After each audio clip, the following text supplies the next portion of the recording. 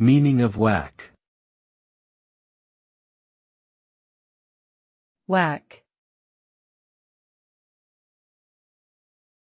HUAC. HUAC. HUAC. HUAC is an acronym for the House Un-American Activities Committee, a committee of the United States House of Representatives that investigated alleged disloyalty and subversive activities by citizens suspected of having communist ties.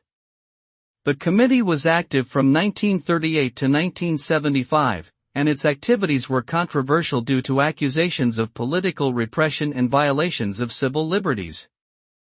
Its investigations resulted in the blacklisting of many individuals in the entertainment industry, academia, and other sectors, as well as the imprisonment of some individuals who refused to cooperate with the committee.